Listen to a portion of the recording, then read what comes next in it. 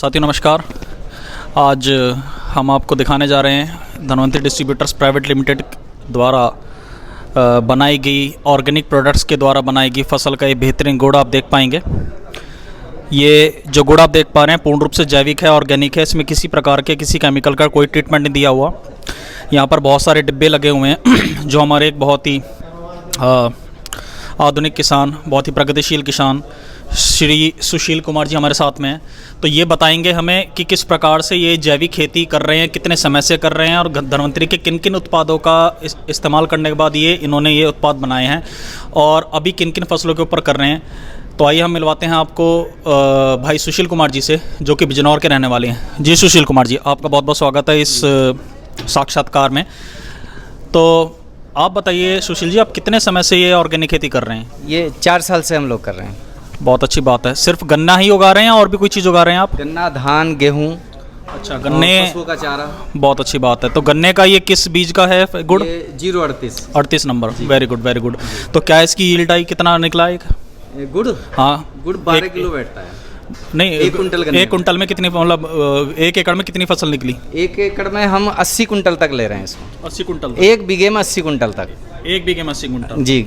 यानी कि चले बहुत अच्छी बात है। तो लगभग मतलब 4 साल हो गए आपको। तो अभी जो आपने लगाया है शुरू से, मतलब शुरुआत से बीज ट्रीटमेंट से लेके अभी बिल्कुल गुड़ बनाने तक, यानी कि फसल की कटाई तक, आप पूर्ण रूप से अपना प्रोसेस बताइए कि बीज ट्रीटमेंट से लेकर फसल की कटाई तक आपने क्या क्या लगाया और खेत तैयारी जब करी आपने गन्ने की, उस प्रकार से क्या क्या किया? जी।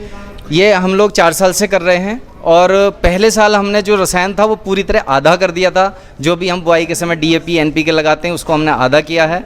उसके बाद यूरिया चौथाई किया है पहले ही साल, और उसके बाद उसके अगले साल से हमने बिल्कुल भी रसायन का प्रयोग नहीं किया है। और अब हमारी जो ज़मीन है वो पूरी तरह ऑर्गेनिक हो चुकी है और पूरा फसल देना शुरू कर दिया है जैसा लोग रसायन से ले रहे हैं।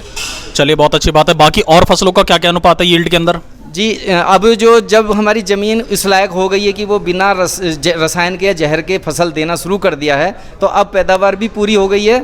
और उसमें हम जो अभी गन्ने के साथ में उसके बाद हम उसमें गेहूं उगाते हैं और उसमें चावल भी उगा रहे हैं, यानी धान भी हम उगा रहे हैं। तो कोई ज़्यादा अब अंतर नहीं रहा है जैसे पहले साल था। चलिए बहुत अच्छी बात है। धान का कौन सा बीज इस्तेमाल किया आपने? धान में हमारे यहाँ जो ज़्यादातर मोटा अनाज होता है, एक नरेंद्रा होता है हमारे यहाँ ज़्यादातर 1509 है। जी, 1509 है। इस तरीके से जो मोटे में ज़्यादातर हमारे यहाँ लोग उगाते हैं। लेकिन अब हम सोच रहे हैं कि जब हम जैविक कर लिया है तो अब इसमें हम बारीक धान चावल वाला उगाएं। चलिए बहुत अच्छी बात है। मतलब गन्ने के अंदर और बाकी धान के अंदर जी जो रोग आए थे उनकी रोकथाम के लिए आपने क्या किया? जी, सबसे पहले हम अपनी जो ज़मीन का शोधन है वो हमने RP 76 के साथ किया है।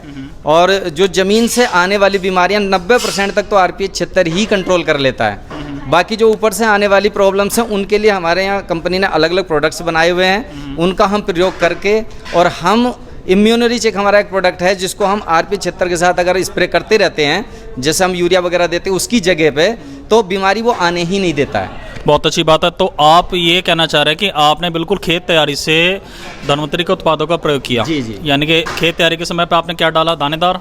हाँ, सबसे पहले दानेदार डाला है, उसके बाद स्प्रे में लिक्विड को इस्तेमाल किया है। ठीक है। और एक हमारा प्रोडक्ट आता है क्या नाम है आपका, बैक्टोरिस के नाम से, उसका भी हमने इसमें प्रयोग किया क्योंकि बैक्टीरिया की बहुत ज़्यादा कमी हमारी ज़मीन के अंदर। कौन से बैक्टीरिया? जो ज़मीन के अंदर बैक्टीरिया होते हैं, जो हमारे NPK, नाइट्रोजन के लिए नाइट्रोजन का बैक्टीरिया, इस तरीके से अलग अलग तरह के बैक्टीरिया होते हैं हमारी ज़मीन में। तो उनकी संख्या घटती जा रही है जैसे जैसे हम रसायन का प्रयोग ज़्यादा कर रहे हैं। जी, इसलिए हमें उन बैक्टीरिया को भी अलग से डालना पड़ रहा है। बहुत अच्छी बात है सुशील कुमार जी। सुशील कुमार जी, ये बात बताइए, जैसे बहुत से किसान जो है, एक सवाल भी है, उनके तर्क भी होते हैं बहुत के जी कि भाई ना तो हमारी जल पूर्ण रूप से जैविक है, ना वायु यानी कि प्रदूषित है। ठीक है। दूसरा, हमारा खेत पड़ोसी अगर किसी प्रकार का कोई मतलब रसायन लगा रहा है, उसके द्वारा मतलब वो भी इंटरकनेक्टिविटी, यानी कि बरसात के दौरान उसके खेत का पानी जाए वगैरह वगैरह, उस दौरान हम किस प्रकार से हम कह सकते हैं कि हमारा जो उत्पाद है वो जैविक है या हमारी खेती जैविक है? जो रसायन की एक आदत होती है कि तुरंत ज़मीन के अंदर जाता है, तो हमें जो भ्रांति है ना कि हमारे दूसरे खेत का पानी हमारे खेत में आ गया तो सब हमारा भी रसायन हो गया। तो इसके लिए हमें 2 चीज़ें करनी है। एक तो हमें मेड़बंदी करनी है, अपनी ज़मीन की जो मेड़ है वो ऊंची रखनी है ताकि दूसरे का पानी आए ही ना। किसी कारण से कुछ जगह ऐसी होती है वहाँ पे पानी का फ्लो ज़्यादा होता है तो आ भी जाता है, तो वो जब हम रसायन को फेंकते हैं वो तुरंत ज़मीन के अंदर जाता है, तो वो एकदम तेज़ी के साथ दूसरे खेत में एंटर नहीं कर पाता। तो लोगों को लगता है कि यार ये उधर पहुंच गया होगा, लेकिन ऐसा हो नहीं पाता है। गन्ने के रोग जैसे होते हैं, ये क्या क्या होते हैं, वाइट ऑपर, ये सब चीज़ दुनिया भर की चीज़ें जो होती हैं। गन्ने में हमारे क्षेत्र में ज़्यादातर आता है पोक्का बोइंग जी, रेड रोट आता है, एक ग्रासी सूट बोलते हैं जिसे चीटी वाली बीमारी बोलते हैं। तो वो मैंने आपको पहले ही बता दिया, 90% तक तो हमारा RP 76 ही कवर कर लेता है। बाकी जब हम स्प्रे करते हैं उसमें इम्यूनोरिच का साथ में घोल मिला लेते हैं, तो उसकी वजह से वो ऑटोमेटिक कंट्रोल हो जाता है। ठीक, मतलब सारांश हम ये कह सकते हैं कि यदि कोई किसान भाई शुरू से ही यदि बीज स्ट्रीट से ही खेत तैयारी से धन्वंतरी उत्पादों को प्रयोग कर रहा है जी, तो वो एक अच्छे परिणाम ले सकता है। अच्छे परिणाम यदि ले कोई सकता बीच है। में से कर रहा है तो उसके लिए क्या होगा? हाँ, तो बीच में से भी कर रहे हैं तो जब से भी वो करते हैं तो तभी से उनको परिणाम मिलने शुरू हो जाते हैं। वो किसान को खुद नजर आता है कि मेरी फसल फैलने से बहुत हेल्दी आ रही है। इसमें एक चीज है कि किसान बशर्ते ईमानदारी के साथ उन उत्पादों को प्रयोग करे, कि यानी कि नेक नियत के साथ में। जी जी, बिल्कुल। भले वो आधे एकड़ में करे या 1 एकड़ में करे, वो उसकी श्रद्धा है। उसी के लिए हम बोलते भी हैं कि 1 एकड़ आधा एकड़ ही करके देखो आप पहले। आलू, सरसों, गन्ना और गेहूं के जो ऊपर क्या मर्जी फसल आप करें।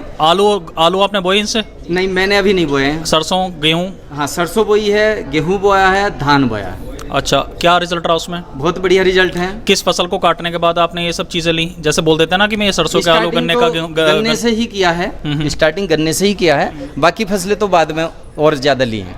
अच्छा, और खरपतवार वगैरह का?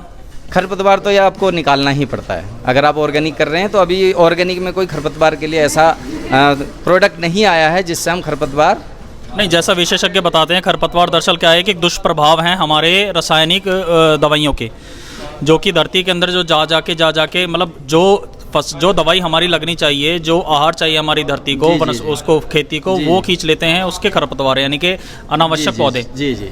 तो मतलब उसके ऊपर क्या आप कहना चाहेंगे? उसके ऊपर क्या है कि सिंपल सा अगर हम फसल चक्र अपनाते हैं तो खरपतवार ऑटोमेटिक नियंत्रण हो जाते हैं। हमारा क्षेत्र में क्या हो रहा है, ज़्यादातर लोग क्या एक ही फसल के पीछे पड़े हुए हैं, तो उस वजह से उनको ज़्यादा खरपतवारों का सामना करना पड़ रहा है। अगर वो फसल चक्र अपनाए तो ऑटोमेटिक ही खरपतवार नियंत्रण हो जाता है। चलिए, अभी मैं देख पा रहा हूँ आपने अपना ये बहुत अच्छे से अपना एक संस्थान बनाया हुआ है, जैविक गुड़ एवं जैविक खेती कराने के लिए संपर्क करें। आपने नंबर भी दिया, बहुत अच्छी बात है। तो क्या आपका अपना कौलू है जिस पे बनवा रहे हैं आप? जी, किससे बनवा रहे हैं आप? तो किस रेट में आप इसको मार्केट में दे पा रहे हैं? 100 रुपये किलो हम दे रहे हैं। 100 रुपये किलो, बहुत अच्छी बात है जी। तो लोकल मार्केट में या कहीं बाहर दे रहे हैं आप? नहीं, अभी सिर्फ लोकल ही कवर कर रहे हैं। लोकल कवर अभी इतना है भी नहीं कि हम बहुत ज़्यादा लोगों को दे पाएँ। अच्छा। हाँ। तो इसमें और क्या उत्पाद बना रहे हैं आप? बस अभी तो यही बना रहे हैं, आगे भविष्य में धीरे धीरे हम इसमें ऑर्गेनिक सिरका भी देंगे लोगों को। जी, धान और ऑर्गेनिक चावल भी देंगे, ऑर्गेनिक गेहूं भी देंगे। धान आपने इस बार बोया था? हाँ, इस बार बोया है। चलिए, बहुत अच्छी बात है। तो साथियों, आपने देखा हमारे भाई सुशील कुमार जी, जो कि बहुत ही एक उन्नतिशील तरीके से जैविक खेती कर पा रहे हैं, जिला बिजनौर के रहने वाले हैं, और ये इनके उत्पादों की आप ये उत्पादकता देख सकते हैं। ऑर्गेनिक गुड़ जो कि 100 रुपये किलो में बेच पा रहे हैं। किसी भी भाई को यदि कोई भी सवाल के बारे में जानना हो, जैविक खेती के बारे में जानना हो, तो नीचे अपना कमेंट छोड़ दे, हम उनको पूरी जानकारी देने के लिए अवगत कराएंगे। भाई सुशील कुमार जी से जानना हो तो वो भी हमसे संपर्क कर सकते हैं। देखने के लिए बहुत बहुत धन्यवाद। आप सुशील कुमार जी कुछ मैसेज देना चाहेंगे आप?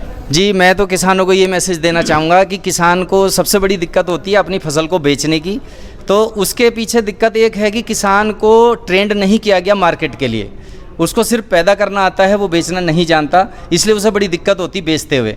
अब ये सबको पता है कि जब हम कोई काम सीख जाते हैं तो उसको बड़ी आसानी से हम कर सकते हैं, लेकिन किसान अगर सीख जाए तो वो बेच भी सकता है। तो हमें अभी किसानों को थोड़ा सा जागरूक करने की ज़रूरत है कि भाई आप अपना जो सामान तैयार कर रहे हैं उसको बेचना और सीखें। जी बिल्कुल, जब खेती करना सीख सकते हैं तो बेचना भी सीख सकते हैं, क्योंकि सीधी सी बात है, अगर हमें कमाना है, हमें कुछ भी कार्य करना है तो उसके लिए हमें उस तरफ दिमाग लगाना पड़ेगा। बिल्कुल। चले, बहुत बहुत धन्यवाद सुशील कुमार जी आपका। तो साथियों, आपने देखा भाई सुशील कुमार जी के साथ हमने जाना कि जैविक खेती किस प्रकार से कर रहे हैं, किस प्रकार से हम अपनी जैविक फसल की उत्पादकता को बढ़ा सकते हैं, साथ में उसकी एक आर्थिक व्यवस्था भी कर सकते हैं, ताकि हमें एक अच्छा उत्पादन और अच्छी कमाई का हमें एक साधन बन सके। तो मिलते रहेंगे साथियों आपसे आने वाली वीडियोस के लिए। देखने के लिए बहुत बहुत धन्यवाद।